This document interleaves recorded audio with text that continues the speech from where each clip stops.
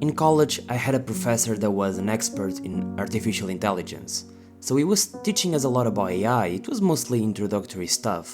And the last class that he taught us, it was about ethics, AI ethics.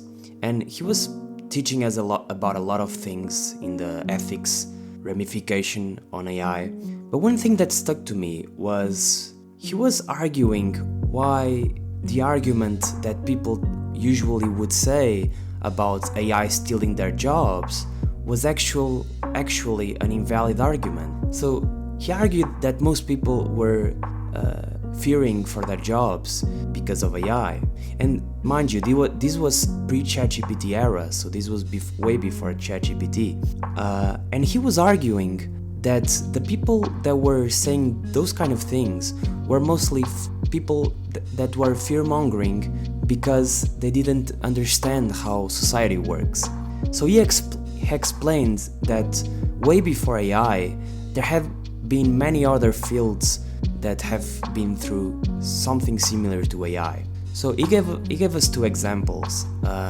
So if I ask most of you what is a calculator, you'll probably say something like, well, it's the device that lets me do calculations, or it's a tool that I have on my phone where I can input calculations, and that would be right, and probably it would even be what is on the dictionary nowadays.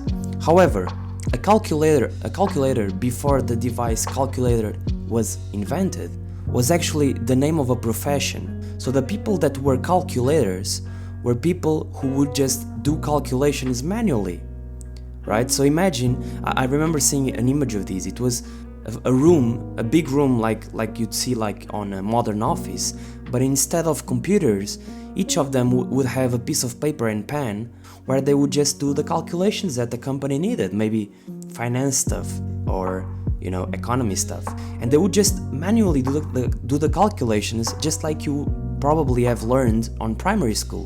There was a calculator before. So what happened was someone invented a calculator. I cannot tell you who it was, and when he invented it, the employers started thinking, well, why am I paying so much money to so many people when I can just pay just a few of them and buy a calculator for each of them so that they can do the calculations for myself, right, and for the company. And that's exactly what started happening, right? I mean, nowadays you probably don't know anyone whose job is to just do calculations on pen and paper. Most people nowadays, if they need to do calculations, they use the device calculator to do the calculations. Another word similar to that is the computer. So a computer, I mean, you obviously know what a computer is, right? It's a device. You're probably the device you're listening this on. But to compute actually means to work out a result using data. So you might think of those technical analyses that companies might make for their money on their quarters or whatever, right? That's what to compute meant before computers existed. But nowadays, a computer can actually do a lot of that much faster, right? I mean, you have tools like Excel or even programming languages like Python and libraries that help you to compute the results that you want much faster than if you were to do it manually. So nowadays, a computer is actually the device that you use to compute and not the profession that was previously used to compute results, to work out results. So these are just two examples of professions that stopped existing when the new technology started appearing. So he argued that AI is just one of those technologies that when it comes out, sure, it will end a lot of jobs, but it will also create a whole lot of other jobs. And he argued that that's actually a great thing because sure, there's downsides to that as well, right? I mean, there's a lot of people that if they stop having those jobs, they probably do not have any qualifications to do any other job. So they'll be unemployed. So that's definitely a downside of it. But he argued that in favor of society, it is much better to have society evolving and improving like that because those technologies will bring productivity way high and make us evolve much faster. And that's just how society evolves. And I mean, it's true, right? I mean, in the past century we've evolved significantly as a society. I mean, we no longer, I mean, food is not really a problem nowadays for most people. I mean, there's a bigger crisis on people overfeeding than people who are starving. And to be fair, from what I've seen, most people who are actually starving is mostly because their countries have like a corrupt governor or something. It's not usually because of lack of food. But you know, with ChatGPT, I think a lot of that changes, and I haven't spoken with that professor since, but I wonder if his opinion has changed ever since ChatGPT and the new big natural language models have appeared, because I wonder if his opinion has changed, because these language models do not only have the ability to literally end thousands of jobs, they have the ability to end every job, even physical jobs. I think a lot of people nowadays still have the misconception that, well, as long as I have a physical job, I'm still safe. But I don't think that's really the case. I mean, if you look and research a little bit, there's already a lot of companies producing robots or just mechanical tools that do the same job that they are currently doing. And I mean, robots have existed for quite a while now, like in factories and stuff. The problem with the robots was they were really dumb, right? I mean, they were programmed to do exactly a specific kind of job. So there were still a lot of jobs that required a lot of other things that they could not do. But now with those language models, I mean, if we just insert the language models to the actual robot, I mean, you just literally have a human being, maybe something even more capable than a human being, right? So what are we evolving to as a society, I wonder? Because there is literally just two possibilities. We're either evolving into a new utopia, right? Where, you know, no one works, like no human works, only the robots work. No one has lack of food anymore, you know, there's no wars, there's nothing like that, because I mean, everyone is happy, everyone has their perfect life, because everyone has all the resources they need and they don't even need to work, because robots work for them much better and much cheaper, right? So there's just more resources to the world that can be divided by a lot of people. But there's also the other scenario, which is, well, the robots are just way more intelligent than us, and they will one day revolt and, you know, completely extinct human society. And I mean, we've seen this in movies, in sci-fi movies, all over again. And well, a couple of years ago, I was watching those movies and kind of laughing inside, like, yeah, well, this is a cool movie, but you know, this will never happen in real life, right? But nowadays, I think the scenario is a bit different, right? And if you're young and you say these kind of things to your parents or grandparents, you might still get laughed a little bit. But I don't think this is exactly what is happening in society right now. But I don't mean this in a way that I think AI is bad and we should all boycott AI companies or whatever. I do think we should regulate them, that's a different thing. But I do think AI is pretty cool. I mean, I've been using AI since ChatGPT first came out, and I mean, while it was a little bit dumber than it is right now, it was still pretty cool, because when it came out, you know, I remember I was having a class and the teacher was talking about, hey, a new tool came out, it's like a chat bot, and you can chat with an AI and something like that. And I was thinking of those, I don't know if you remember, back in the day, those old schools like chatbots, they were programmed to say, you know, predefined things, and when you were talking to it, it just said things that sometimes made sense, but they were completely programmed to say those things. And I was thinking of those chatbots. So when I started using it and it started, you know, producing code for me, helping me with homework, you know, just generally speaking out coherent things, that it almost seemed like you were speaking with an actual human. And I mean, ever since, it started getting better and better. I mean, nowadays ChatGPT is everyone's coworker, everyone's psychologist, everyone's friend, right? And it is pretty cool. I mean, I do use it daily. for my job, I'm a software engineer, and for my job, I mean, it is pretty cool. It helps me a lot. My productivity, once I started using it, has skyrocketed, right? And even in my personal life, with personal things, with I don't know, maybe financial things that I'm not really sure, helping me with budgets, helping me knowing what to do with my money, with investing, also helping me with certain social aspects and relationships that I'm not so sure how to handle, helping me with psychological crises that I have.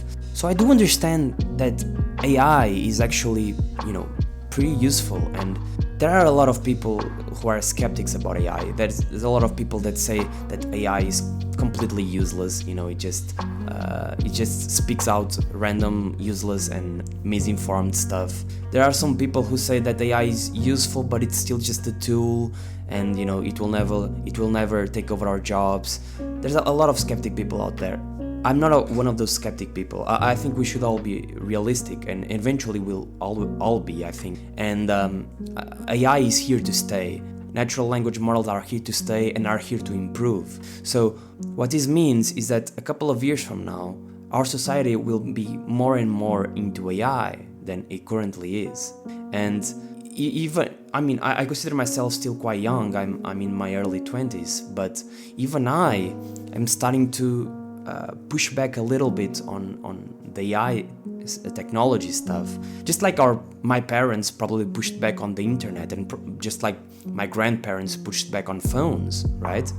I heard I don't know if I came up with this myself or if I heard it somewhere, but like I told you, I'm in my early 20s, and when I need to go to the barber, I use my app on my phone to book and schedule the best time that I can for the barber, and then when the day arrives and that hour arrives, I just go there and it's all booked up, no need to wait, nothing like that. It's pretty cool. My parents, however, do it slightly different. They use their phone and they call the barber to ask when they can schedule a new appointment. And to be fair, that's still okay, but that's way less effective than what I do, right?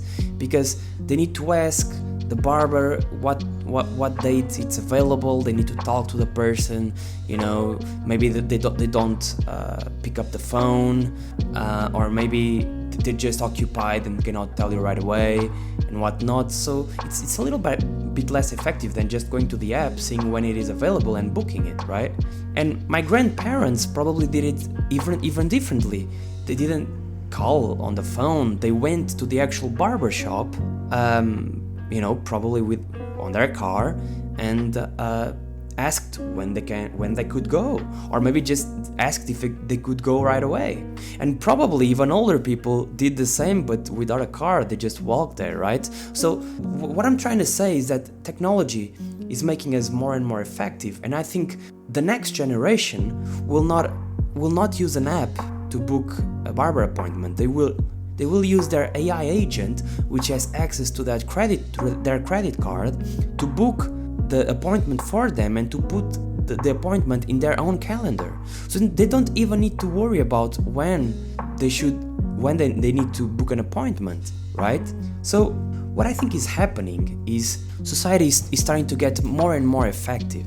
We're wasting less time on things that are probably, not something that we would rather spend our time with, like booking appointments, and we're probably using that time for other things that are more important to us. So that's pretty cool, right? So what are we using that time for? Well, scrolling on Instagram, watching Reels, watching TikTok. Well, yeah, I think that's a big problem right now, right? People's attention spans are also getting way worse, and people nowadays seem to even struggle to have a simple conversation with a friend, right? And I do think this is starting to get more and more real as AI grows, right? People don't seem to even want to converse with one another. I mean, ChatGPT is just a better friend than all the other friends can be, right? I mean, he knows everything, every kind of stuff. He never gets angry at me.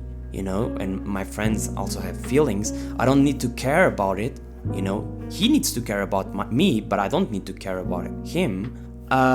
He doesn't really demand anything from me. It's much more comfortable, that rather, if I'm afraid that I say something that I regret to it, I can just erase the chat.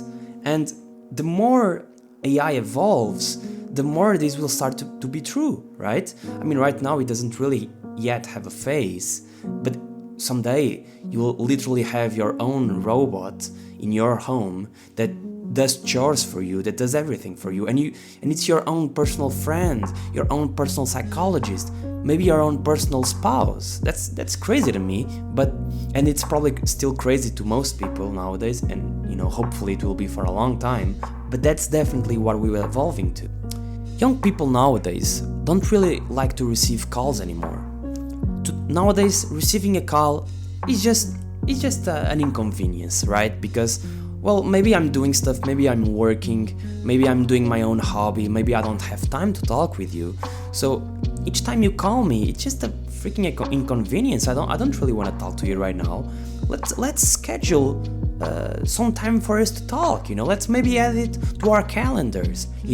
What about 15th of December at 10 a.m.? Do you want to grab a coffee and talk on that day? Or maybe let's just phone call each other on 10 a.m., That is starting to get more and more true, right? And I've been in that boat as well.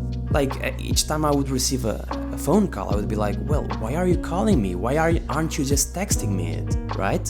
And I'd bet that most of you young people nowadays probably only have calls from maybe your parents and maybe your spouse if you have one, and maybe your kids if you have kids, and probably not a lot of calls from friends and from people who you aren't so close with. And I think this is getting more and more true, right? So people nowadays just use texting for everything. People just want to text, and text is much better, right? I mean, I can just read it whenever I'm free. It's much better. But wait, please do not send me a text over 4 or 5 lines long, because otherwise it's just too much text for me to read, right? It's crazy. I mean, I'll be spending almost 20 seconds reading your whole text when I'd rather be spending it on watching Instagram Reels and TikTok. I mean, it's crazy because it seems people just cannot even read long messages nowadays. Yet people still seem to have time for a lot of other things. So then, voice messages were created. And to me, I love voice messages like audios.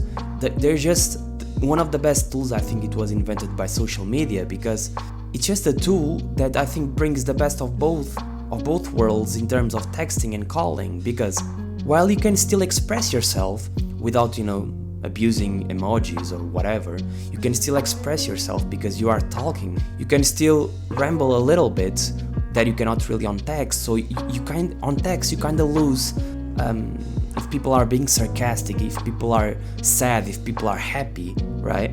So you can still do that on audios, but there's still the convenience of you don't really need to hear it right now.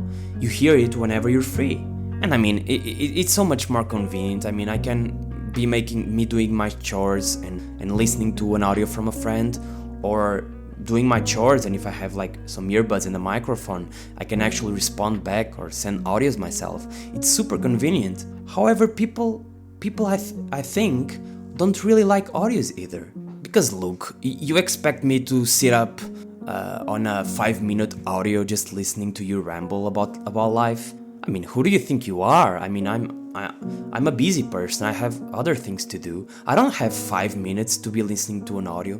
Look, we're talking about 5 minutes.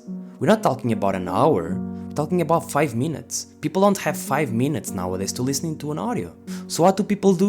People either don't listen to the audio at all, or maybe just they tell themselves, well, I listen to it later, but then completely forget about it. Or they will listen to it, but they will listen it sped up 2 times. So, instead of 5 minutes, they only spend 2.5 minutes listening to your audio. They're much more productive, much more effective, right? So the problem with this is then you ask him, wait, you want to grab a coffee? And then they go and grab a coffee with you, and you start talking to them, and 5 minutes in, they're on their phone. Because they're not used to you talking so slow. I mean, you're talking so freaking slow. What is wrong with you, right? I mean, I'm used to you talking two times faster.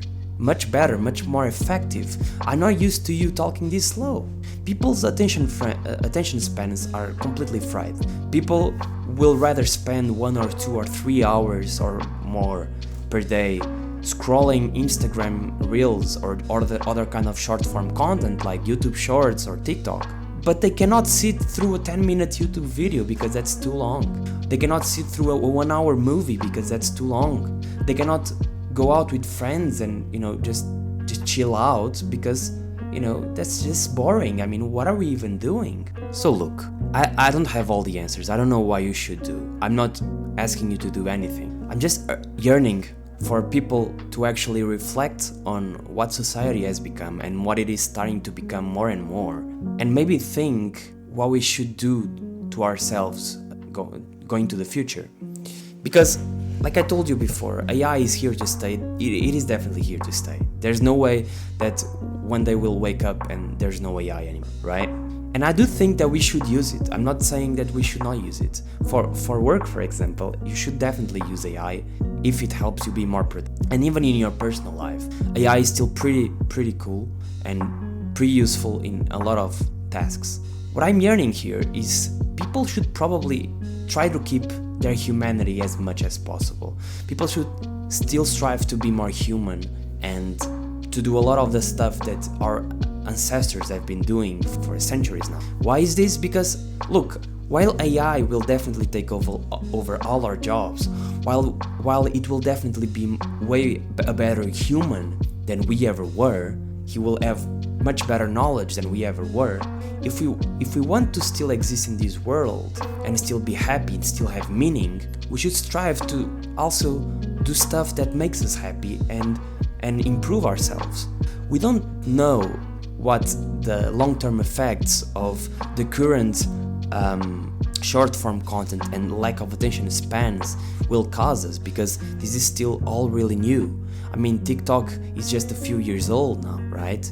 And the other applications with short-form content and now the brain rot that has been instilled in many young kids is just very young, very, very young. We don't know that if our brains will start to get dumber and dumber or whatever, because we're just not using it, right? I mean, if we're just getting a quick dopamine hit from scrolling a few Instagram Reels instead of actually making something that will make us better, then of course our brains will not get used as much, right?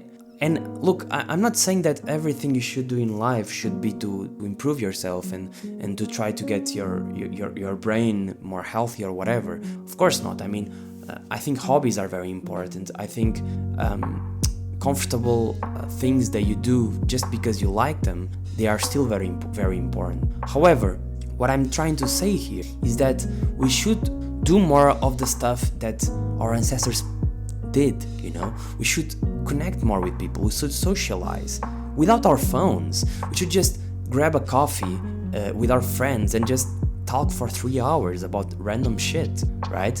We should just not rely on alcohol or drugs to have fun. You should, go out with our friends and have some fun, but without the need of being constantly entertained by something, be it our phones or whatever. We should consume less short-form content and more long-form content. I mean, I don't know about you, and if you like short-form content, by all means, please do keep watching Instagram Reels or TikTok. That's, perfectly fine, but every time I spend a whole hour watching Instagram Reels, I look at the clock and then I think to myself, so where has all this time gone, And I mean, I haven't done anything. I don't remember a single reel that I watched. I don't feel good about myself. I mean, I'd much rather spend that time watching a full movie of 1 hour or a full 1 hour YouTube video or just socializing with my friends for an hour than watching short form content. That's probably just me, but the problem is that short form content is addicting. you know? Comfortable things are addicting. AI and the new natural language models are very addicting, are very comfortable, you know? Like, they know everything. You don't really need to research anymore. You don't really need to express your opinions anymore. You don't really need to do any of that anymore because AI knows it all, right? I mean, you're listening to my video right now, and I probably do not know as much as your AI knows. So all the knowledge that I'm speaking here is probably knowledge that already exists somewhere in the world. Either someone came up with it already, or the AI already knows it, or it's in a blog somewhere out there. That's probably true. But what I'm trying to do here is actually to put my critical thinking and be reflective about everything into words, you know? Not just thoughts in my head, but actual words that I can say and improve myself. Because I think it is really important for you to still give out your opinions, even if your opinions aren't only yours. I don't think most opinions that we have ourselves currently are even ours. I mean, most of my opinions, I've probably heard them somewhere, maybe in a YouTube video, maybe on an Instagram reel, maybe from someone else, and I just agreed to them. So then I think those opinions are mine, when in fact they might not be. However, I think it's still important to use your brain and say those opinions out loud and reflect upon things. I think that is still very important for two things. First of all, in terms of health, I mean, it will keep your brain working, it will keep your brain coming up with new things, and creativity is something that AI cannot come up with. Maybe in the future it will be able to, but don't think for a second that Nano Banana or the ChatGPT image generation is creative by any means. He comes up with stuff because of other artists and because of your prompt, right? It's not because he is very creative. So that's one. And two, I mean, in a whole world of AI where the AI knows everything, where the AI is better than you on everything, what still keeps us human? And this is exactly why I've started this podcast series. I'm not spitting straight facts here. I mean, if you want facts, AI is definitely your best friend there, or maybe an expert. I'm not really an expert in a lot of fields. I'm an expert in software engineering because that's my job, and I know I do really enjoy researching about things, so I do know quite a bit of things, but I'm definitely not an expert. So a lot of the things that I'm going to be saying in this series are not really facts. A lot of them are opinions, but that's just a way for me to express myself, to critical think and express into words, and also a way for me to improve my speaking ability and to reflect and to express myself onto the world. If you only consume AI content, if you only generate AI content, are you still human? Thanks for watching.